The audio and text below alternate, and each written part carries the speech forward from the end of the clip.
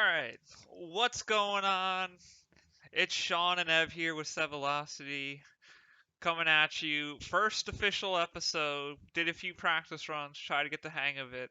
I'm Ev, and that's Sean. Sean, you want to talk to the people before we dive straight into some basketball? What's going on, everyone? So excited to be here with my boy Ev to do this talk show. I'm not sure if you guys saw our previous video, but if not, give you a bit recap. Ev and I, we've been brothers since back in high school, freshman year. Um, our love for the game of basketball is what helped bring us together, has separated us at times, especially awkward moments at our lunch tables, for our friends around us. But no matter how heated we got, there's always a lot of love there between us. So you, Yep. that's what you call brotherly love, right, Love and Ev? bad takes. Love to see it. Oh Alright, yeah. so now that we talked a little bit about that, let's talk about the play-in first. As we know, the Hornets and Pacers in the East were eliminated. I think both of us were pretty much not surprised. We both had the Wizards in Boston clinching in the playoffs. We might have had the Wizards maybe at 7. I think I had the Wizards at 7 at least, instead of Boston being at 7. But instead of Russell Westbrook versus KD, we're going to see Jason Tatum versus KD. So that should be an interesting matchup. And then we have the Wizards versus 76ers. We know Embiid and Russell Westbrook love each other, so that should be an interesting matchup. Um, and then I think the biggest shock was the West. I think you can agree, as we got to watch the Lakers advance to be the 7th seed, beating the Warriors. We expected that. I think we both predicted that. However, the Warriors lost to the Grizzlies, and I And picked the Warriors. And and go Ev, ahead, why don't you're you, already yeah, why, smiling. no, Say actually, it. why don't you tell the people who predicted that Memphis was gonna move on? I Well, had high hopes for the Warriors, and I picked the Warriors to win against John mhm. Morant and company. And somebody, I won't name any names, that's on this podcast, predicted that Memphis would win in a upset and said in a series that they would take the Warriors. So I thought that was fair. Yeah, but I'm also gonna point this out. I did not pick Memphis because I thought Steph Curry was gonna fold, in which he did not. But we know the Warriors; they don't have their full roster, and they're a weakened team. I just figured that a John Morant, like since he's one of the young bright stars in the league, He balls. that this year he's gonna have like extra motivation. I thought we were gonna see elevated level of play, and a sense of urgency was going to really drive him to want to finally make it to the playoffs since they had a shot, and he had a good supporting cast around him as well. I think he had a more help on the offensive end than Steph Curry did, so that was my primary reason for picking them. You know, I actually don't disagree with you. I think that John Morant looked like a different version of himself going into that playoff game. He looked Mhm. high motor. He looked like he was ready to play. I mean, of course, Steph did too, but like you said, Memphis got more pieces around him to work with. No Clay on the Warriors side. It's trouble. It was a good game though. I enjoyed it. But let's circle back to the Lakers versus Warriors.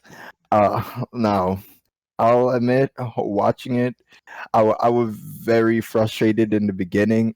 We could tell LeBron he's not really 100% right now. After missing so many games, he needs to get more games under his belt and get back in game shape if the Lakers are going to make noise in the playoffs.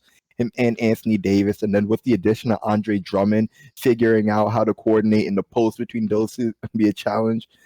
Anthony Davis and LeBron. I think by halftime, I think they were combined like 5 for 19 shooting for the field. Like that cannot happen. But Nope. they flipped that switch towards the end of the game, and in particular, my guy LeBron James hit the game winner. I say, can we roll some tape on that? Yeah, we can roll the tape. Here we go. All right.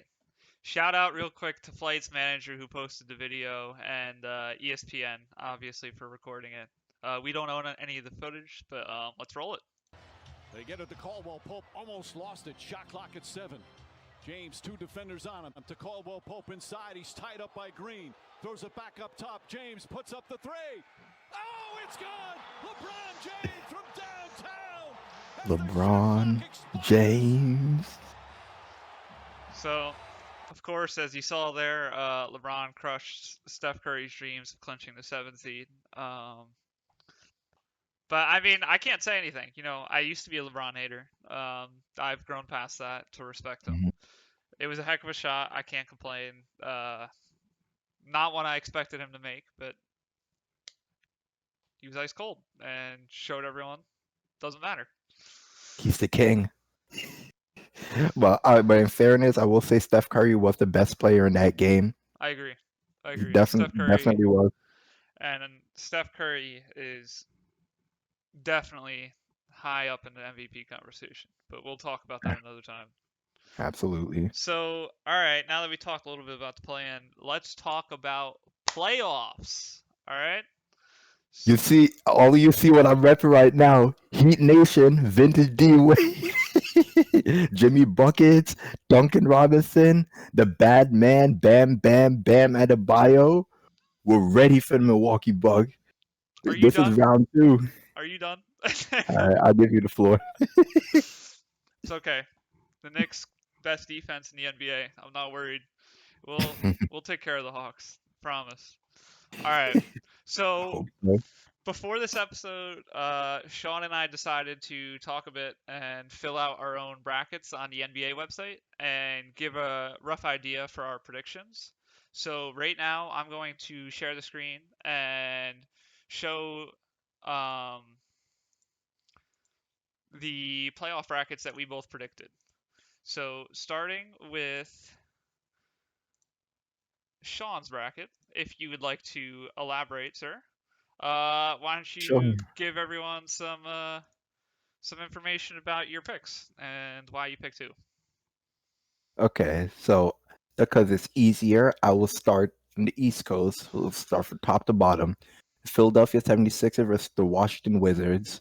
Now, I picked Philly in 4, number 1, because it's a very lopsided matchup in terms of the strength, depth of roster and coaching as well, because the Philadelphia 76ers got the legendary Doc Rivers, who I personally believe did not deserve to get fired from the Clippers, but that's not the debate today.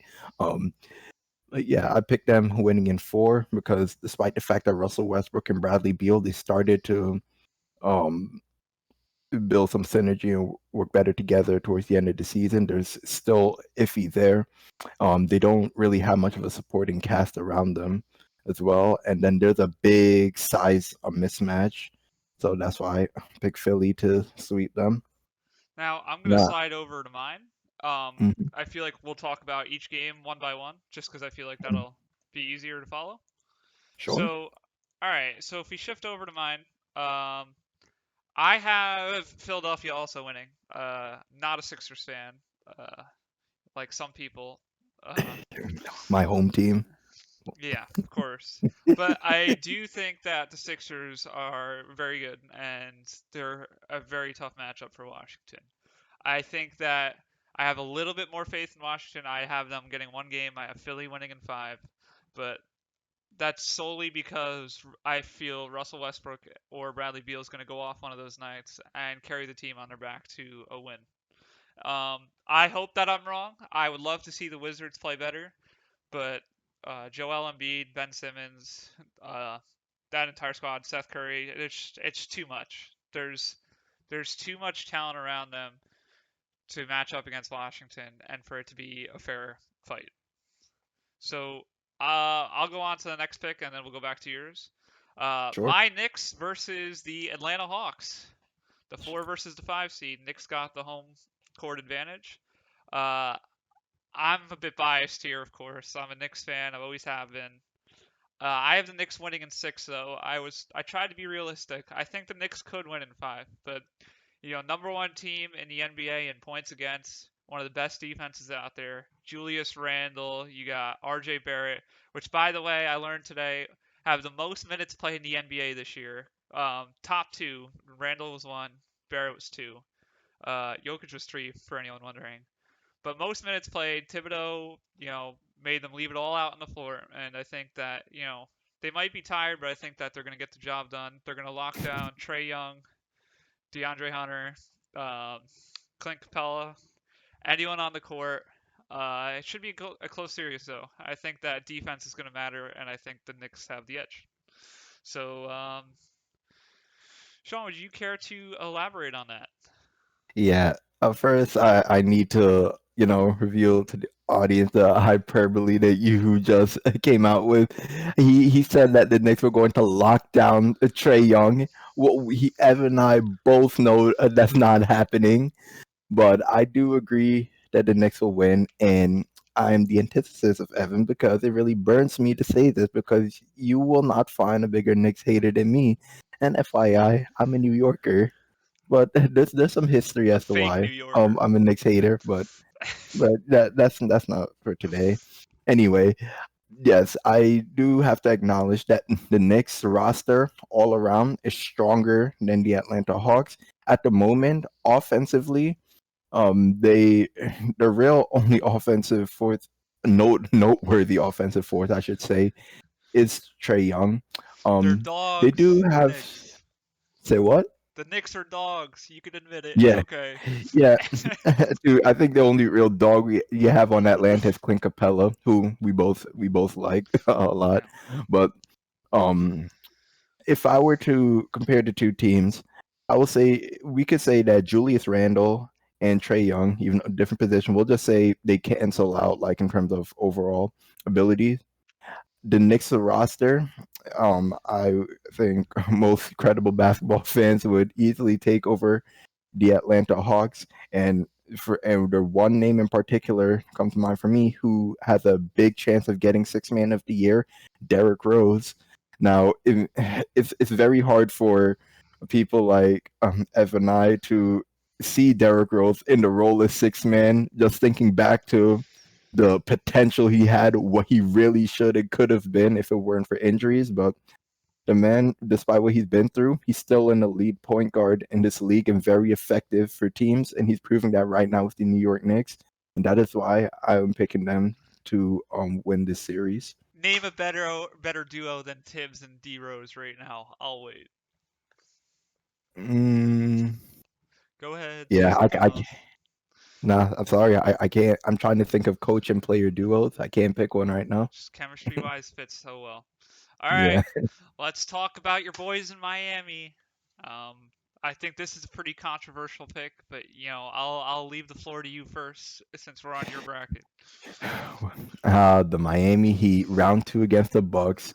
Now, let's be real. The ones with the chip on their shoulders is really the Milwaukee Bucks since they folded against my Heat last year, the bubble, who everybody thought was going to sweep my Heat. In fact, and many people feel that way again this year. But Uh, I am rolling with my boys. I was one of those Now, clowns.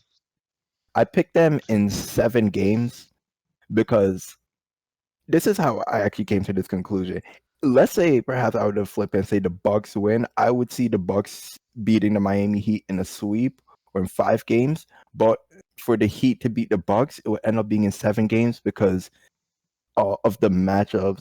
One thing for sure that's a big weakness in the Miami Heat and what makes them struggle against the Bucks is the size. Like right now, our starting center is Bam Adebayo, who I call a power forward, and it's not that he's bad at playing center, but he's too small. He's 6'9". Like the average height center in the league is 6'11", 7 feet tall. Whereas the Milwaukee Bucks, they're starting, I know of 2 7-footers in the Greek Freak, Giannis Antetokounmpo and a Brook Lopez. I'm not sure if there's another 7-footer or not, but that's going to be a big problem for us on the rebounding battle. That means all of our shots essentially have to go in because we're not going to get offensive rebounds.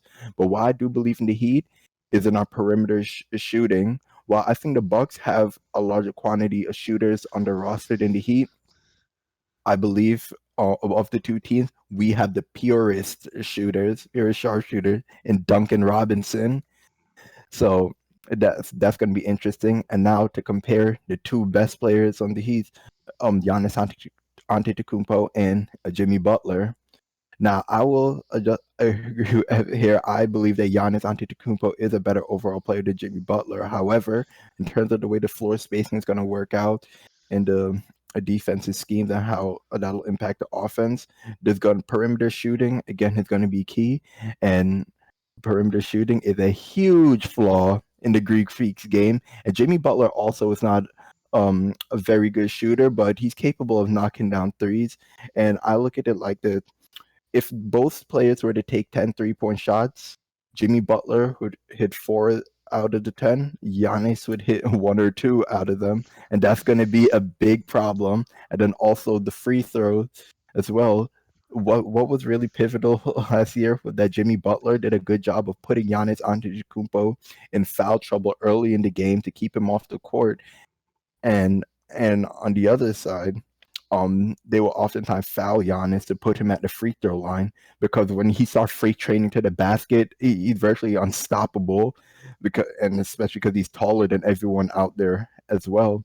But at the free throw line, that's where you see flaws in his game. Now, Okay. take it over, Ev.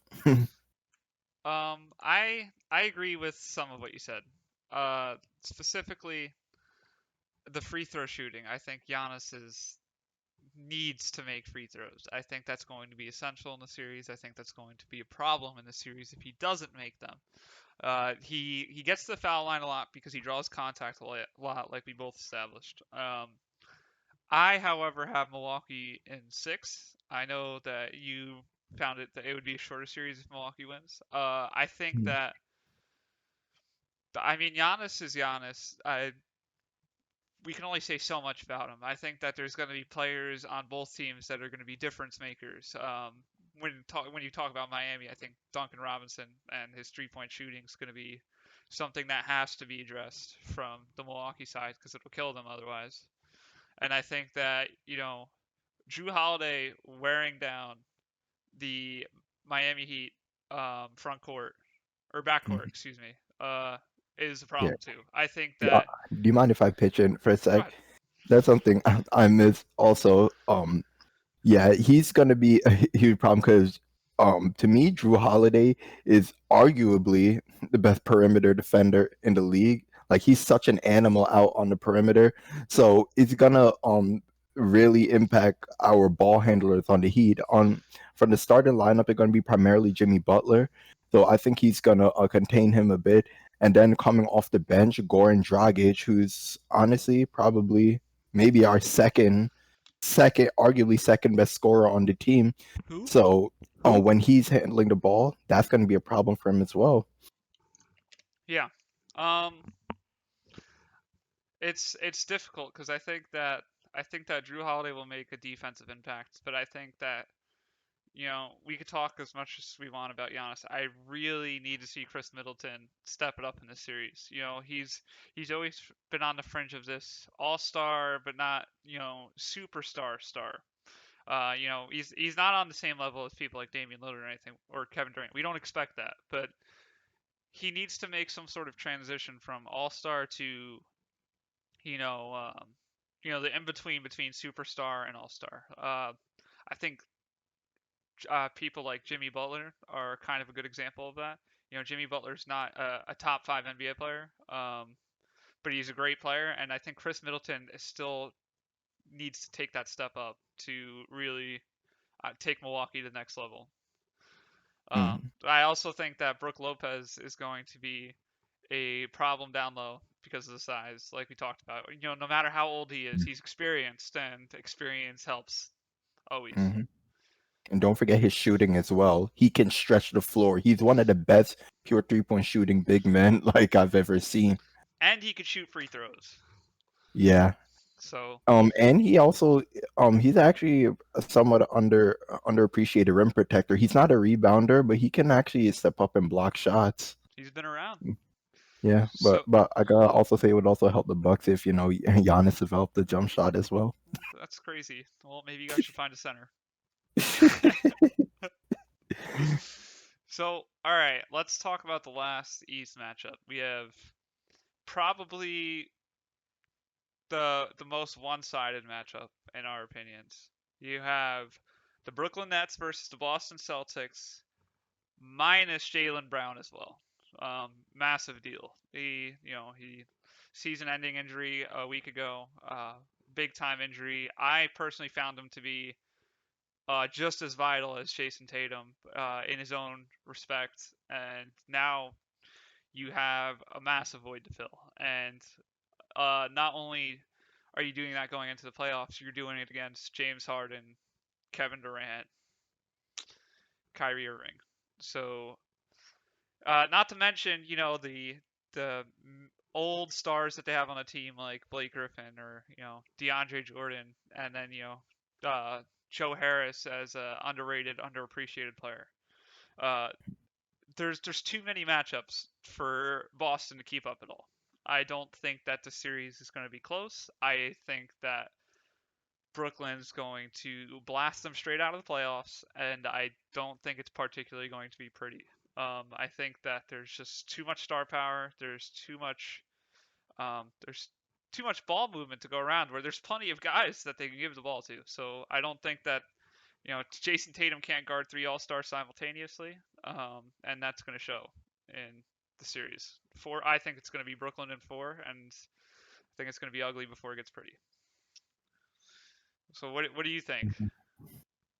Now for me, I do agree with all of that, and I'm glad you brought up the fact that Jaylen Brown will not be partaking in this because I also believe he played a huge role on that Boston Celtics team, and his name probably isn't mentioned enough among NBA fans.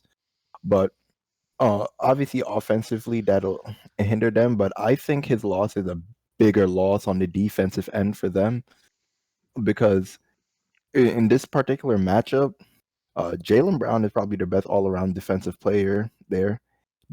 He would probably be the most likely person guarding Kevin Durant on that team. So now you take him out of there. Jason Tatum, who's the primary offensive player, he's probably going to be the one having to guard Kevin Durant, and that's going to be a lot of stress on his body. Like it's going to be very exhausting for him trying to run around with Kevin Durant off the ball, trying to stick him on the ball, and then on the other end trying to score on him as well. So that's going to be a huge problem there.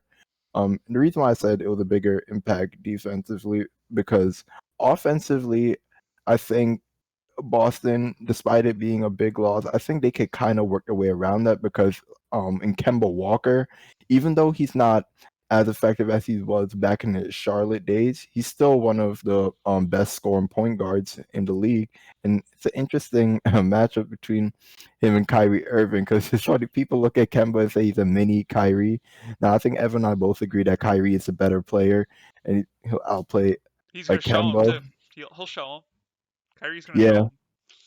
him. But I think Kemba, he's gonna get his points and because of that they'll maybe steal a game from Brooklyn.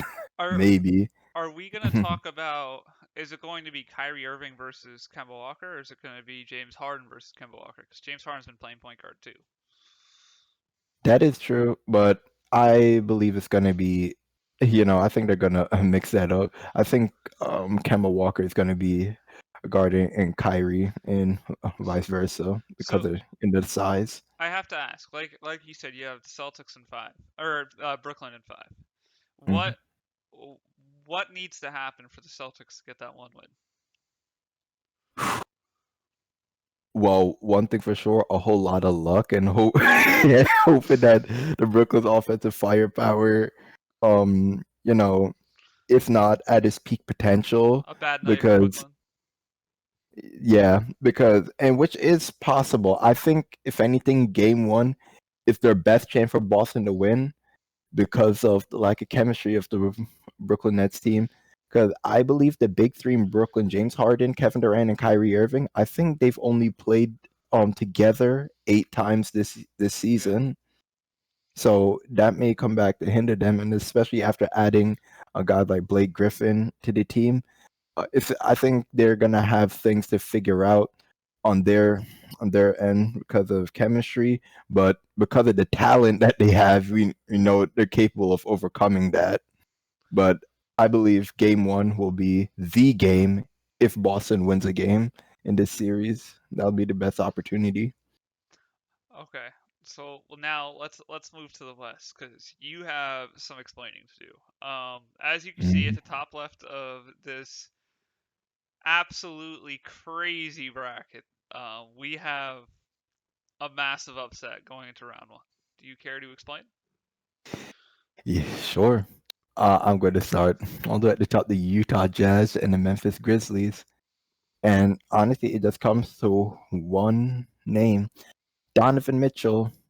Donovan Mitchell is not there. He's gonna be. Just wait.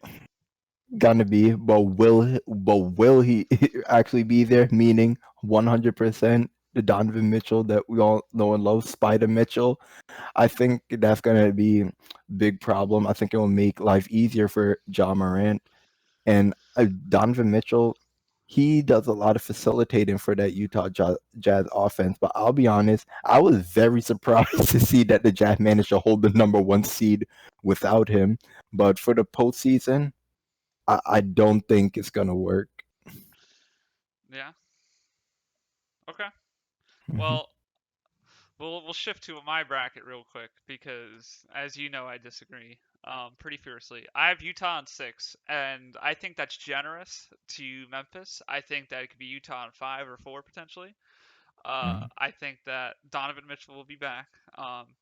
Think he's projected to return by the playoff start, but I also think that the, it's just too many good players versus similar to the Nets. I think that there's too many good players for Memphis to match up against. I think Memphis has got some good players. Obviously, John Morant, Valanciunas, Jackson. But when you talk about Donovan Mitchell, he's fringe superstar. He's almost there. He's very close. He's not there yet. I don't think he's all-star caliber.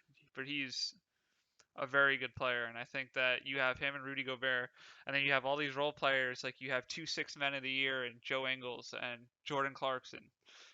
You have Bogdanovich. You have all these guys who we saw the game where Bogdanovich scored over 40. You have so many guys that have so much potential to go off on any given night that I think it's just going to be too much for John Company to handle because I think that John Morant's the only guy that could do that on his team.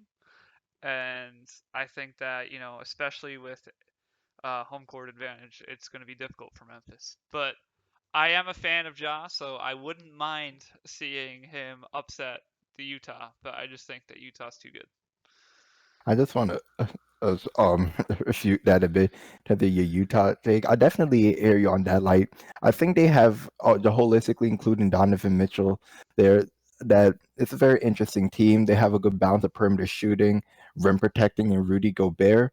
But as we said, their role player. They do have two six men in the year. Their role players. Let's just say Donovan Mitchell isn't.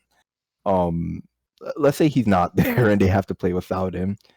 Of the two teams, who's the one with the player that you'd call a star if you had to? It would be the Memphis Grizzlies and Rudy John Gobert. Morant and John Morant. Rudy Gobert, I'll say superstar level defensive player, but he's not the type of player you could ever have as a number one option on any given night. But without Donovan Mitchell, without their leader, I'm not sure if that offense will still be as effective. And I'm not even thinking about his scoring ability, but the scoring ability of the guys around him, the facilitating that happens, the way the defense like essentially really focuses on Donovan Mitchell. I don't think the guys are gonna get the same open looks that they did, and I also feel like not having him out there may hinder their confidence as well. Okay, I can respect that. I still think, this might be controversial, but I still think Utah would win without Donovan Mitchell. Well, if they do, that'll just show they have a very deep team. And I will openly admit I was wrong. So another controversial pick you got. I'll talk about mine first. Clippers versus Dallas. 4 versus 5. Now we both have it going 7 games, which I don't think would surprise either of us. But I have the Clippers winning, and you have Dallas winning. So I'll talk first about how I think the Clippers I think that it's time to redeem themselves. Last year was very rough. I still don't agree with Doc Rivers getting fired and kicked to the curb.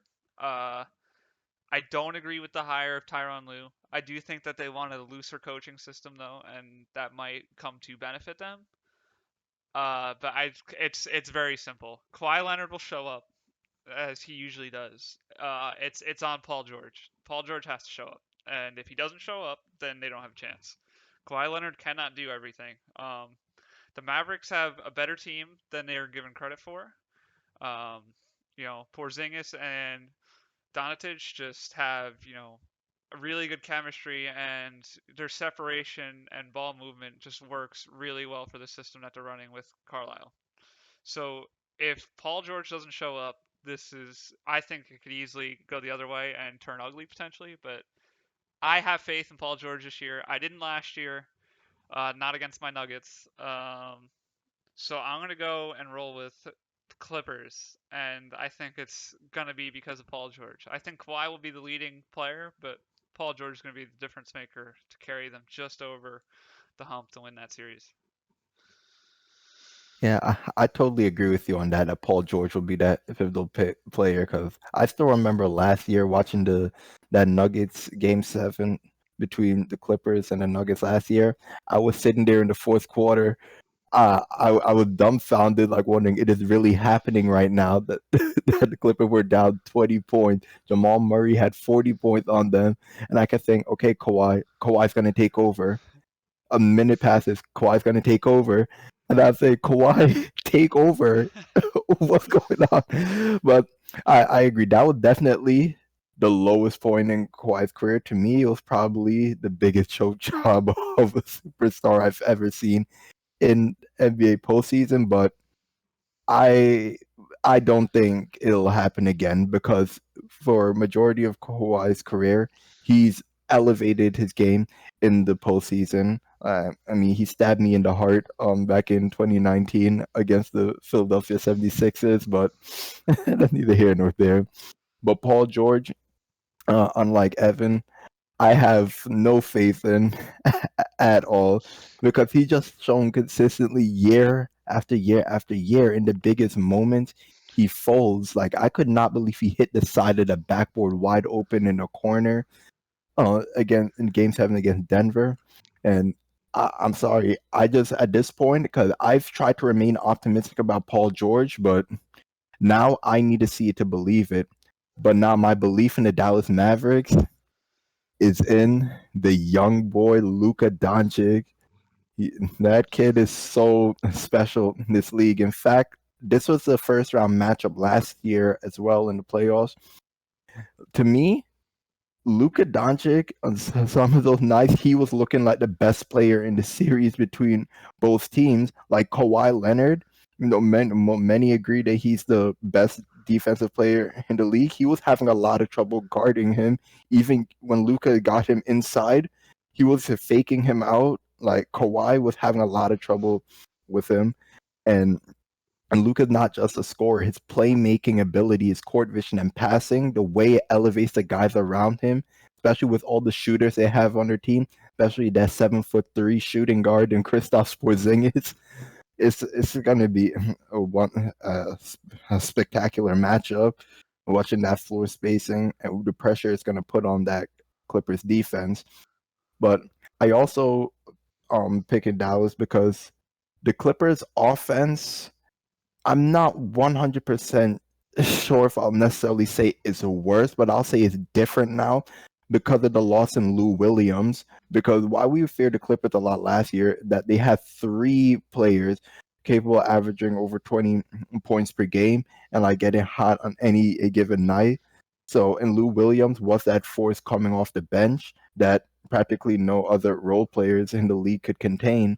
But now they do not have him, but they added a playmaker to the mix in Rajon Rondo to allow Kawhi Leonard and Paul George to play off the ball more and be a facilitator for the other guys out there. So I think it does change the matchup, but I think that this is the year that Luka Doncic it takes that next step in the superstardom And that next step is winning a playoff series because his numbers are already on par with the best in the league, the LeBron James, Kevin Durant's of the world.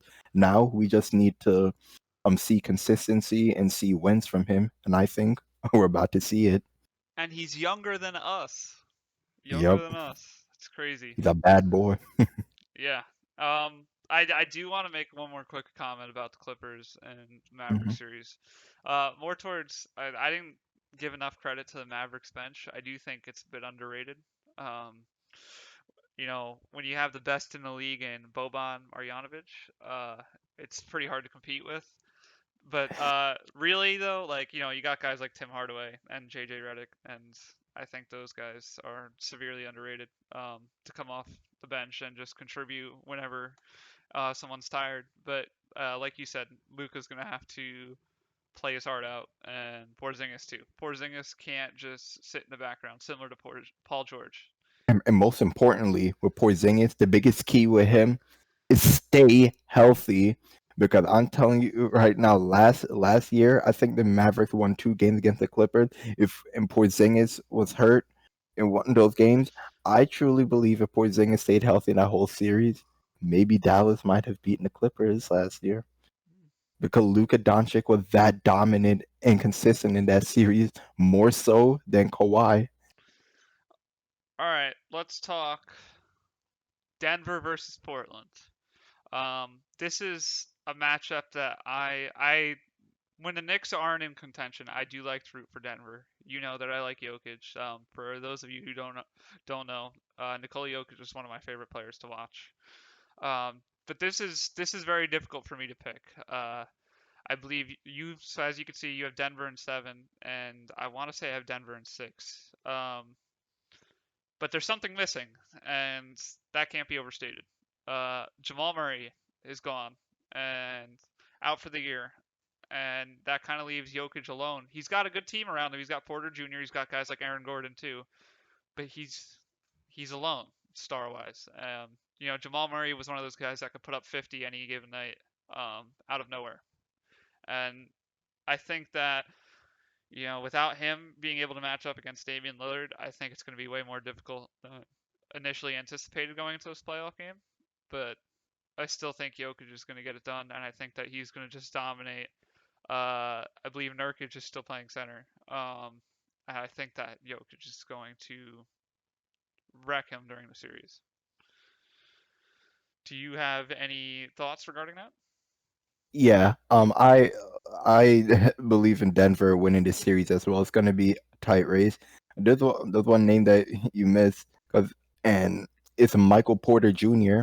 I think he's going to be the difference maker in this series because in this regard, like everything you said about Jamal Murray, I totally agree with. But him not being there in the lineup, I think it's either going to make or break Michael Porter Jr. because they're going to rely on him more so offensively. Because when the whole team is together, Michael Porter Jr. is their tertiary scorer.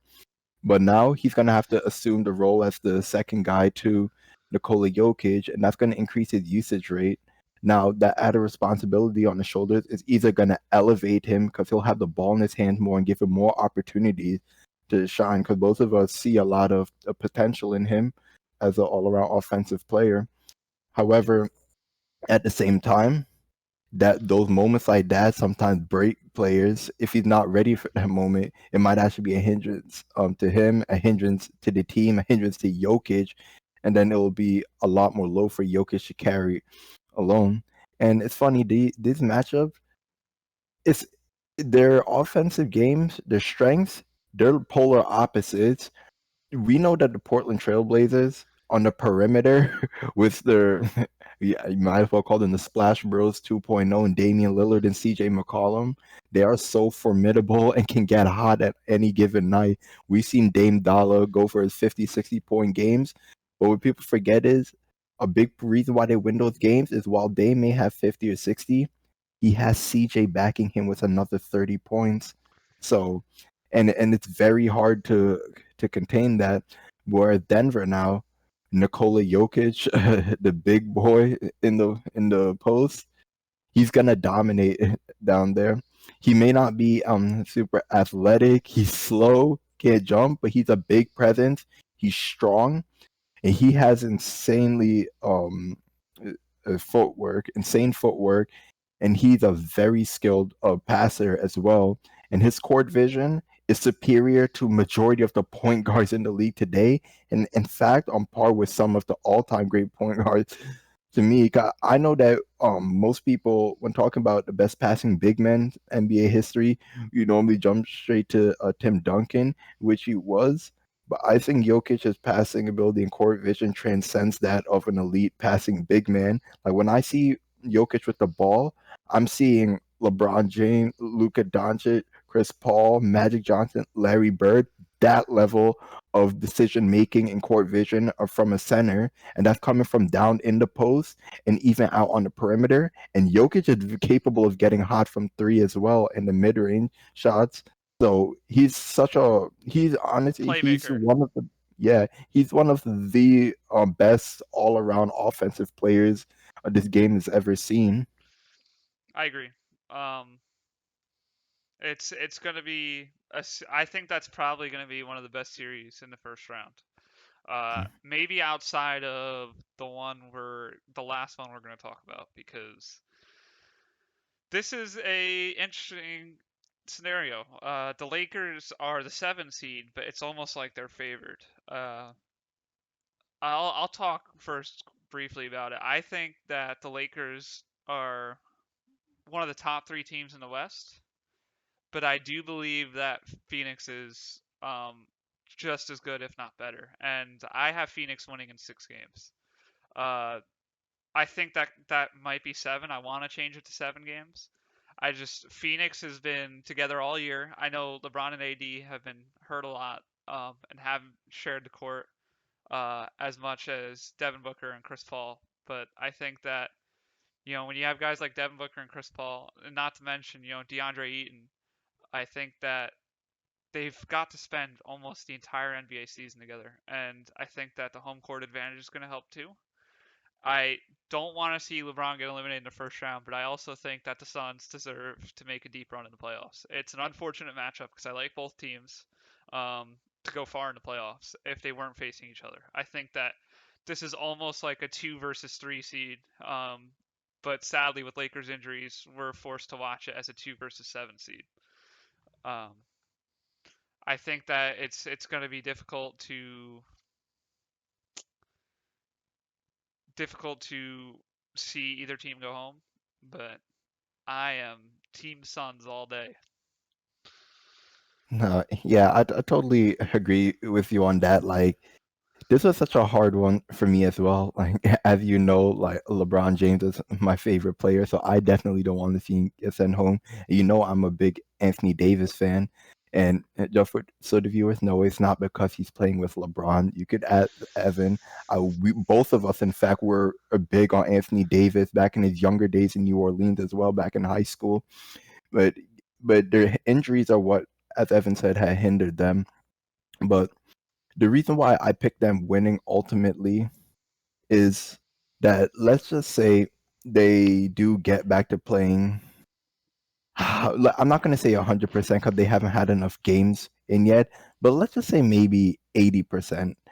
I think if you have 2 players on the same team that you can make a case for top 5, definitely top 3 for their respective positions. That can overcome essentially any challenge that comes your way. And it's not to diminish the Phoenix Suns. Like, Evan is absolutely right. Like, I'm not saying the players are overrated any stretch. However, Devin Booker and DeAndre Ayton, they're young stars, especially Ayton, and this is their first time in the playoffs, so they do not have that level of playoff experience yet. But why? Even though I said Lakers in 5 games, I'm gonna add this point. I think they're gonna each of them be very close 5 games because of the leadership of Chris Paul, who is showing insane longevity. He's such a great leader. Every team he goes through, he makes them significantly better.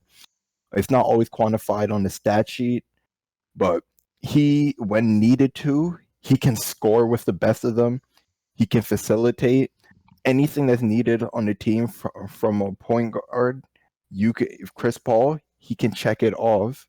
Like he's that kind of a player, despite the fact I think he's like 36, 37 years old now, but he's still an elite veteran, and I think his leadership is going to really elevate the Suns. One, Devin Booker. Now, he's always been injured in the past because defensive had keyed up on him a lot. So now he's getting less contact. So it's going to free him up to be the prolific scorer that we know he is. And then the pick and roll between DeAndre Ayton and Chris Paul is going to be elite. But I think a key for the Lakers to beat them is going to be the matchup between Ayton and Anthony Davis. I think Anthony Davis is going to have to lock down DeAndre Ayton down in the post because when they eliminate that, their physicality that the Lakers bring on offense between LeBron and Anthony Davis is going to be a lot for the Suns to contend with. Because the Suns' strengths actually lie in their backcourt and Chris Paul and Devin Booker, so they're completely opposite play styles. But one more challenge that the Lakers are going to have to overcome is the insertion of Andre Drummond into that lineup, who I believe they picked up after All-Star break. LeBron and Anthony Davis and even Dennis Schroeder to some degree, forgot to mention him. They're not used to like playing with the full lineup with Drummond there in the post alongside Davis. I think that's gonna cause some issue for them offensively in terms of the floor spacing to figure it out. Because with Drummond there, he's forcing Anthony Davis to become a bit more of for me too much of a perimeter shooter Very when he's versatile. most effective down in the post. So the Lakers have things to figure out, but again, I believe when you have two guys that you can make a case for top 5 in the league, I think they can overcome this. I think that you know Schroeder versus Chris Paul is going to be an extremely intriguing matchup too. I think that from what I understand, they don't like each other. I'm pretty sure that they had some arguments on the court previously, and there's nothing more exciting than tensions rising in an NBA playoff game. So I'm curious to see how uh, how aggressive this game gets, or the series, and who's going to come out on top. So now that we went through the first round, I think that I'll let you take the floor and talk about your second round and then semifinals and finals first before I go to mine. Just because we have different teams in different spots. So I'll let you run through the rest of your bracket here, and then I'll run through mine after. Cool. The Philadelphia 76ers versus the New York Knicks. Now, it's so easy for me to pick Philly over New York. I'm going to college out in Philadelphia, so I've claimed them to be my home team, unlike the New York Knicks, who have been a disgrace to this league over the past couple years. I will point this out though. I'm not a hater of the players, the roster, not even the coaching staff is higher up on the food chain, and who even Evan as a Knicks fan admits has not. I'll say this: they've done a disservice to the fans in New York. I'll just Owner say that. Dolan's the best owner in the NBA. That's a complete joke. I'm completely kidding. Don't believe that. Yeah, just ask Patrick Ewing. Or Charles Oakley or Spike Lee. Anyone that's walked into Yeah, Madison Square Garden. yeah. Despite the Knicks' incredible season, I believe this year is the year that the Sixers finally make it into the conference finals, at least, because over the past couple years, the Sixers they've had. I'm not sure if I'll necessarily say championship because when this team was assembled, they were still really young, but definitely am capable of making it to the NBA Finals roster wise. They have talent. They've had young talent. Now they're not so young anymore, especially the best player in Joel Embiid. He's in the years where we're going to be seeing the best out of him. But what's been their problem over the years was essentially execution. And a big part of that was Ben Simmons' lack of perimeter shooting and Embiid constantly being doubled, triple teamed in the paint, but also just not showing up and making bad decisions down the stretch in games. And I think another big challenge for them offensively was in coaching him, Brett Brown, because I've said for the longest that Brett Brown could not coach his team because I felt like the players, they did not respect him on the team. But now with Doc Rivers there, that really flipped the switch in me to really believe in the Sixers this year.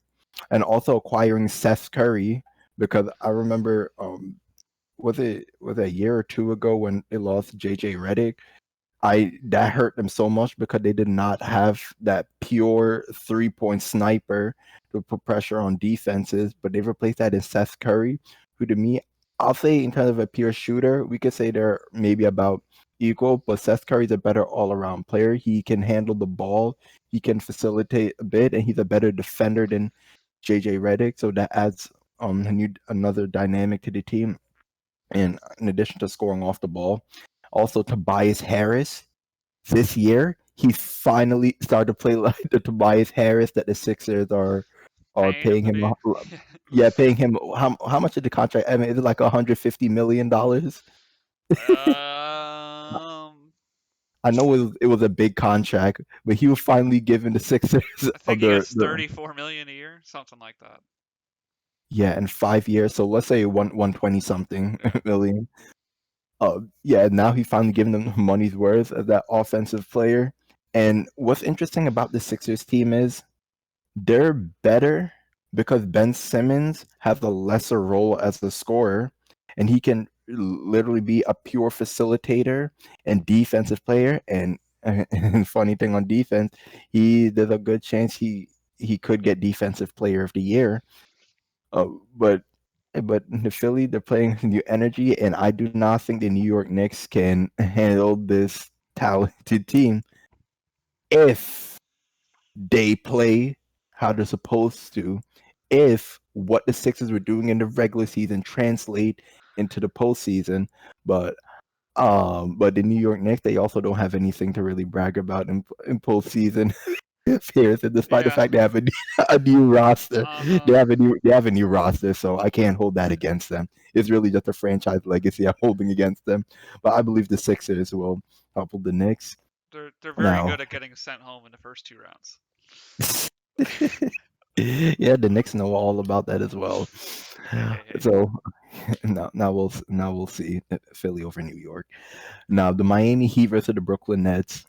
Now the Miami Heat are my favorite team, so I am going to be rooting for them, obviously against the Brooklyn Nets. But kind of like what I said about Philly and New York, the Brooklyn Nets talent is just too much for the Miami Heat. It's bad enough like against the Milwaukee Bucks that the Heat have such a size disadvantage. They have that size disadvantage against the Brooklyn Nets as well. And with those flaws that I mentioned, the Giannis Antetokounmpo in shooting, everything is exemplified in Kevin Durant. I honestly I haven't even really and thought about like what the defensive schemes will be to contain the Brooklyn Nets because I can't think of any rational scheme to actually work with the man to man who's really going to cover who. The Brooklyn Nets team is just going to be too much for the Heat between their perimeter shooting and their ability to break down defense and score inside at will, and the guys scoring off the ball. Going to be too much. So Brooklyn Nets in 5. Okay. But now to get to the interesting series, Philadelphia versus Brooklyn. I have this in 7 games.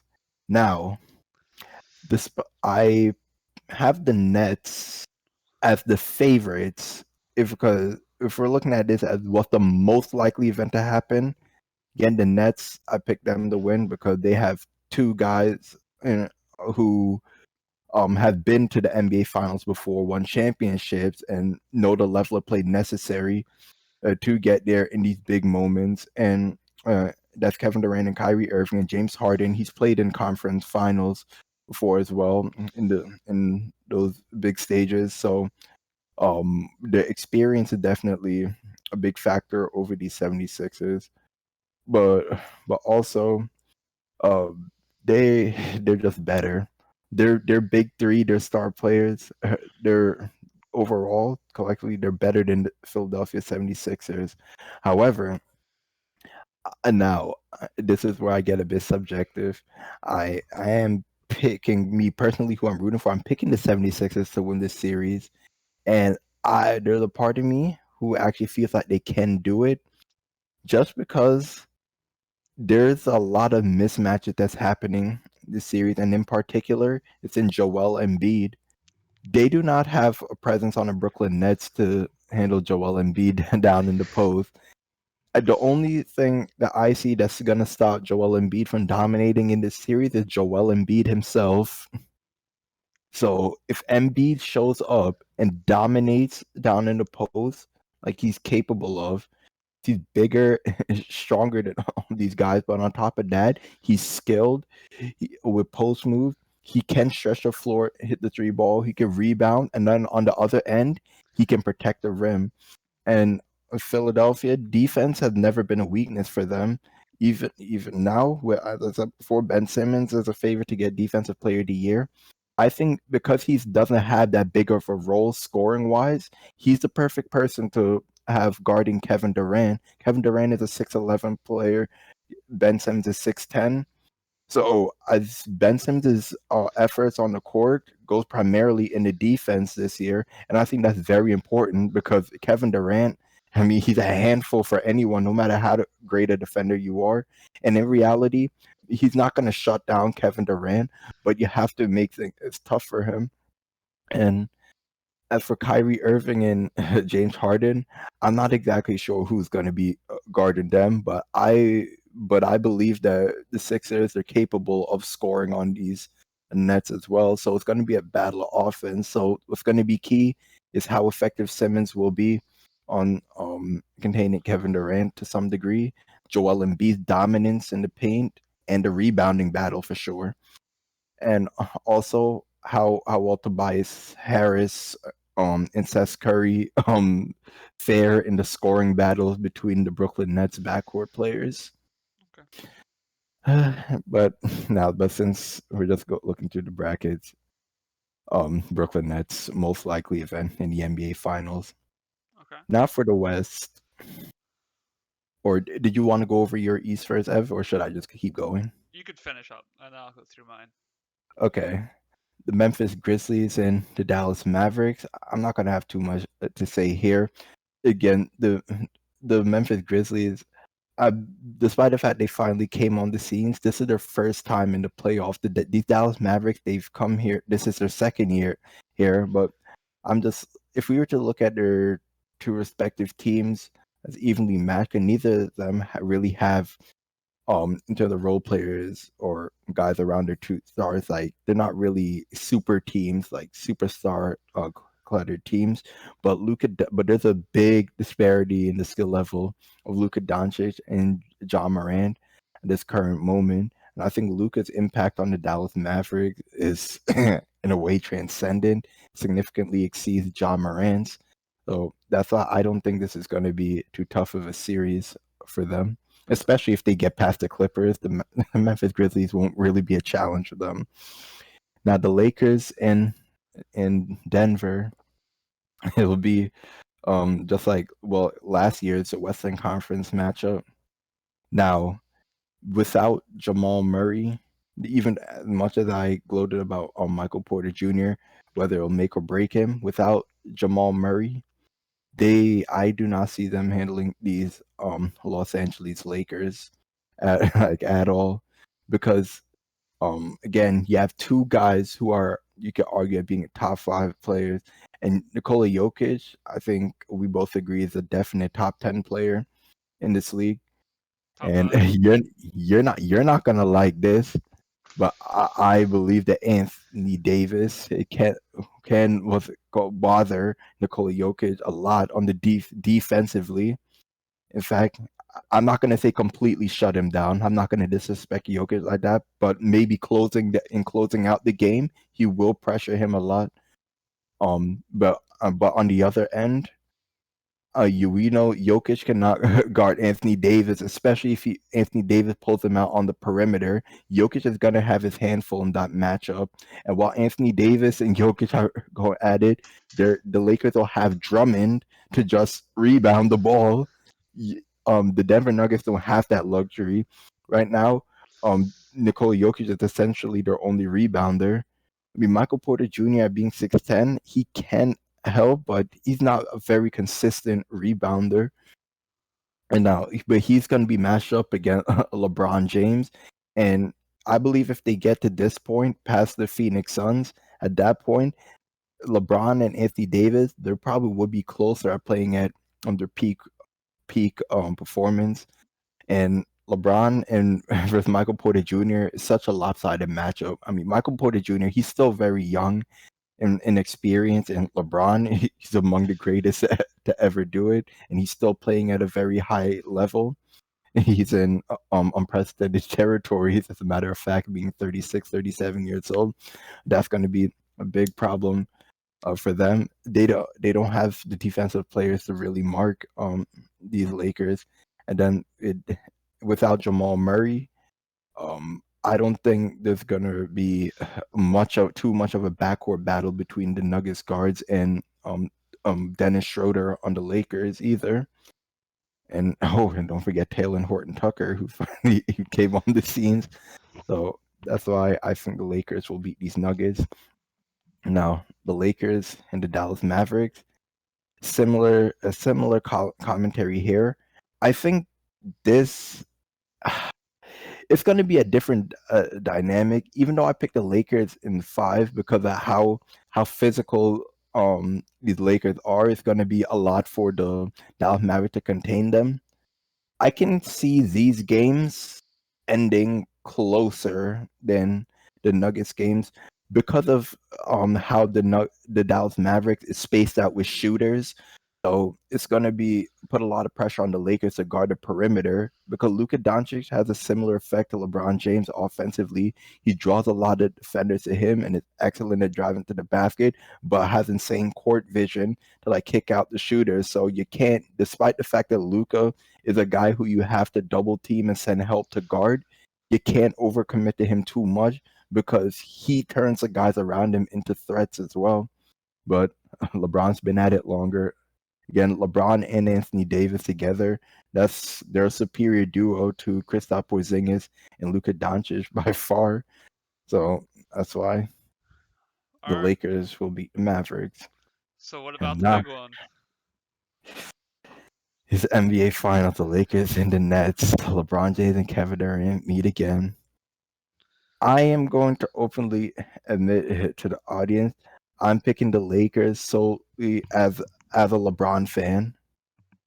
Now, I'm picking Game 7 because, um, again, I think it's going to be a very very tough matchup for both sides respectively. Could they play kind of polar opposite styles of basketball?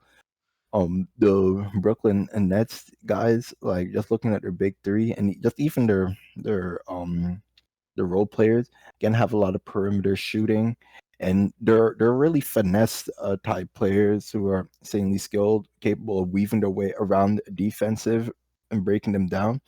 But the Lakers, they play a more physical brand of basketball in LeBron James and Anthony Davis. So I think in a way they're gonna wear each other down in different ways. But I believe that LeBron James and Anthony Davis, because they've been on this stage before, I think even though I said that the Lakers' overall team chemistry is shaky, that's also very applicable to the Brooklyn Nets. But at the very least, the Lakers' two star players, LeBron and AD, they've played a whole season together and went to the NBA Finals together and won the championship together. We have not seen that from the big three on the Brooklyn Nets. In fact, we're seeing the three of them, especially Harden and Kyrie, more so Harden, in a way playing a different style of basketball than we're used to seeing them play in the past. Like Harden being more so a primary facilitator than a scorer, actually acting as a tertiary scorer behind Kyrie Irving and Kevin Durant. So we're not sure how everything will really play out with that, especially coming into the final, especially in crunch time in games, having to decide who takes over the game, who takes the ball. And I think that LeBron and Anthony Davis's games generally, I think it complements each other. Like Anthony Davis has always been more of an off the ball scorer. LeBron James a primary facilitator, feeding Anthony Davis in the paint, pick and rolls, alley oops, of that type of thing. Because Anthony Davis is a true big man, whereas the Brooklyn Nets, you have three shot creators, and then Kevin Durant, who can play effectively off the ball. But again, the three of them are primarily shot creators, so I feel like there's going to have to be more adjustments and like sacrifices among each other to be made for them to truly succeed. But yeah, I'm picking the Lakers to win in 7. Okay. I like the bracket. You know, of course, there's stuff that I don't agree with, but I think it's a good bracket, well rounded. So Hmm.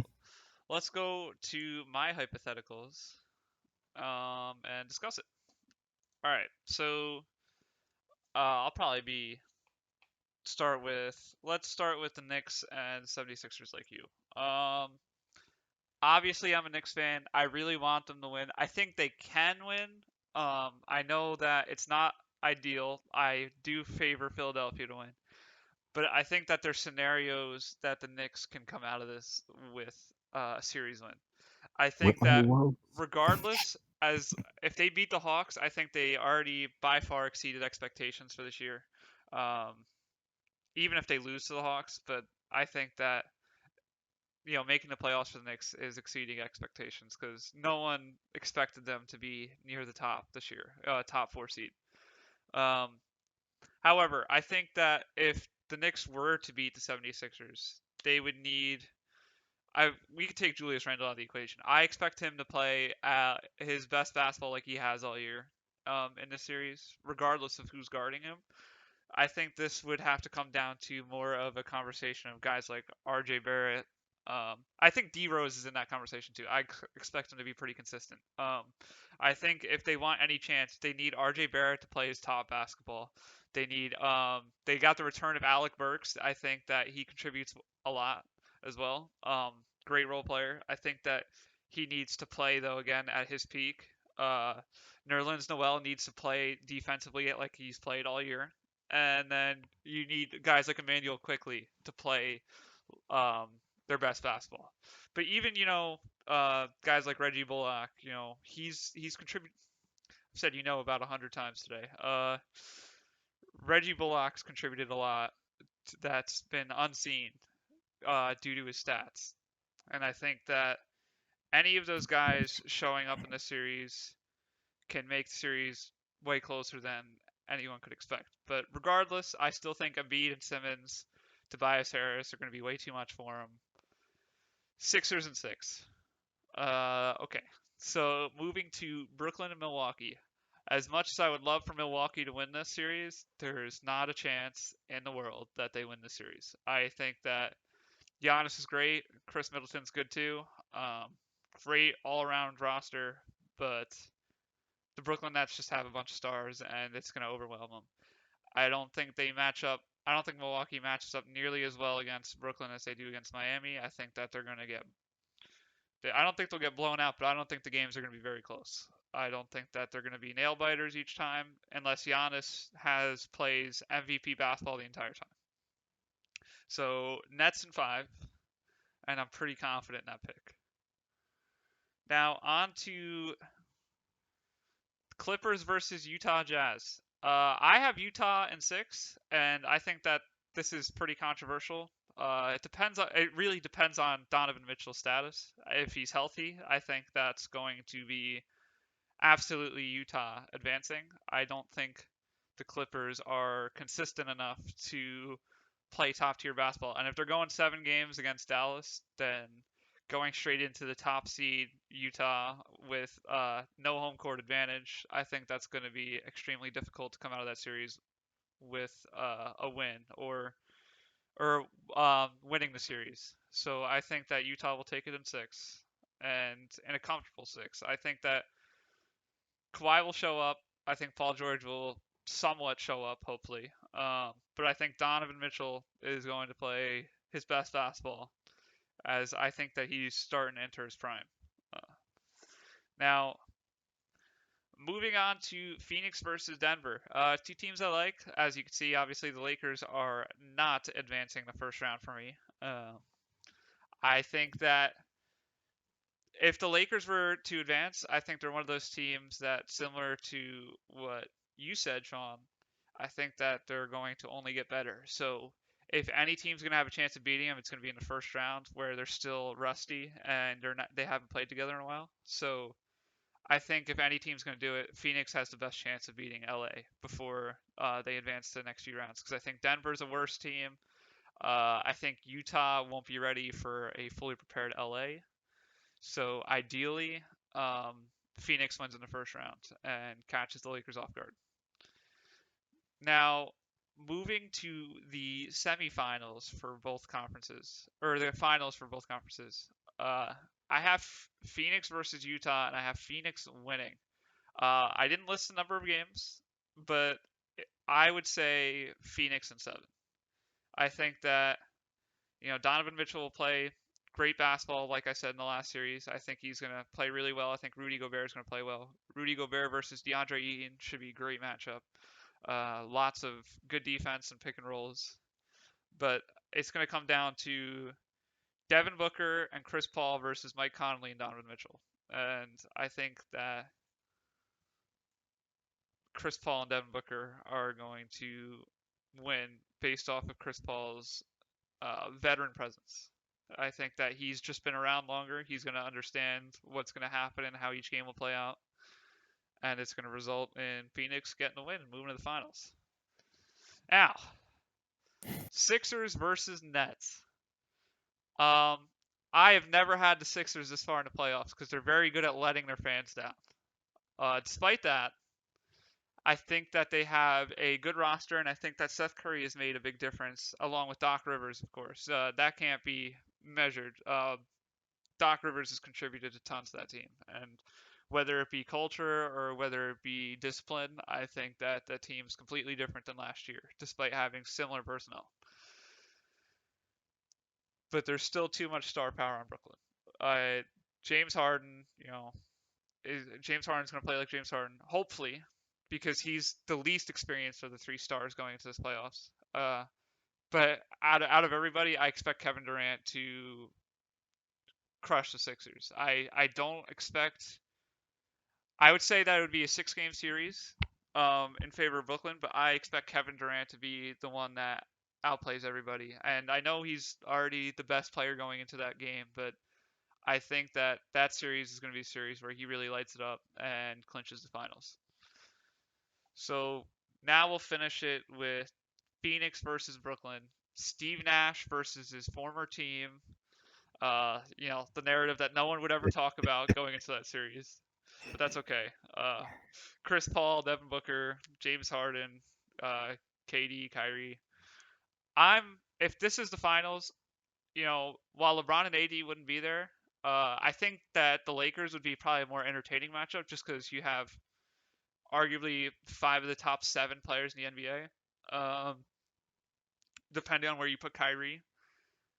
I think that Devin Booker and Chris Paul will be an entertaining second place to go up against Brooklyn. And I think that there should be a lot of threes flying, and it should keep it to a competitive series. I think that even I only have Brooklyn in 5, I think that every game is going to be close, and it's going to come down to the last few buckets in the final few minutes of the game. Regardless, though, I cannot wait for the playoffs to start. I am ecstatic. I have no clue what's going to happen.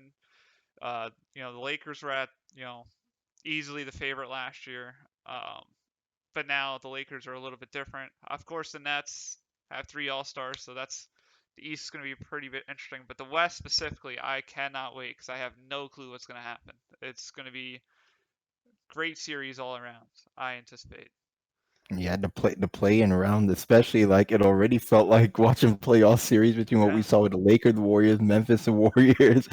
So yeah, I don't know about you. That I know you're into like a lot of other sports, but like basketball is the sport for me. Like NBA playoff time is the best time of year for me. Like it's the most wonderful time of the year So for me.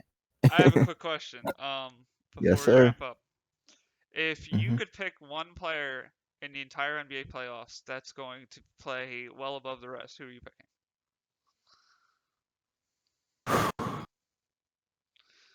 One player to play well above the rest.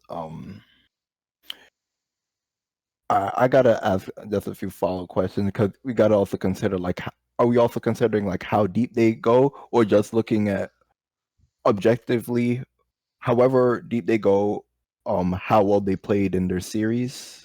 Who's going to play the Like best for their meaning, like, team in the playoffs? all right, let's just say that whether it's in the first round or later Yeah. on. I it's funny. I honestly think it's gonna be Luka Doncic. Okay. I like that pick. But I was yeah, afraid you were going to hit me with Jimmy Butler. Um, no. Part of that is because I think among all of the teams that we are seeing here on the list, I think that Luka has the highest usage rate of all the star players on their respective teams. I will go with the obvious pick and say Kevin Durant. I think that he's got plenty of stars, obviously, to share the wealth around him, but I still think that he's going to be the brightest star, and you're going to see that during the playoffs.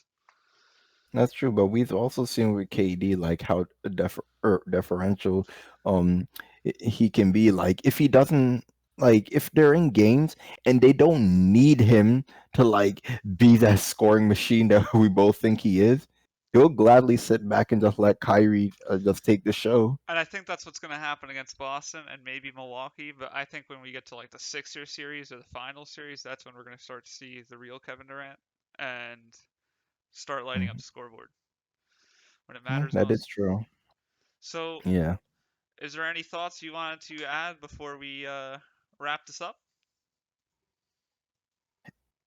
I just want to see sweet NBA playoffs. Like I said it back in 2019, but even more so this year, I think this might be the most entertaining playoffs we get to see because we really there's so many ifs. We really don't know who we really definitely pick as a favorite to win it all. I agree. Outside of Brooklyn, I agree with everyone else. We have no clue where anyone's going to go, and even Brooklyn has barely had any time together. Um, Mhm.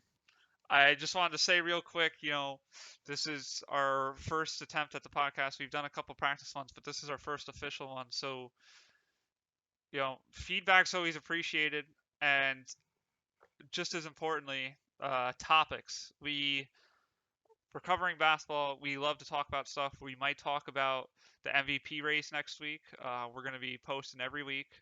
So if you guys have topic ideas, something that you want to see us talk about in regards to the NBA, please, comment away. Tell us something that, we can do to make things better or more enjoyable for the And viewers. don't forget to subscribe. And we welcome fans and haters. We don't care. Love or hate us, and make sure you subscribe and follow us. Absolutely. Flame us for our picks. Love our picks. Whatever you got, If you don't like our take, let us know. And just to point out, maybe in coming weeks, you might see me and Ev start to get really heated and stuff. But just know this: no matter how heated we get, it's all just our passion in the sport. Me Yeah. and him, we're brothers for life. Just wait till the Sixers get eliminated. It'll be plenty of heat. Yeah, okay. Oh, when the Knicks are eliminated, I'm gonna be banned from. I won't be able to go back home to New York again. I'm gonna be banned from our home state. You won't be walking to my house ever again. Yeah. All right. It's been real. I think that we will call this the end of the episode. Thank you so much for watching. Please like and subscribe. Take that Miami jersey off, and everybody have a good night.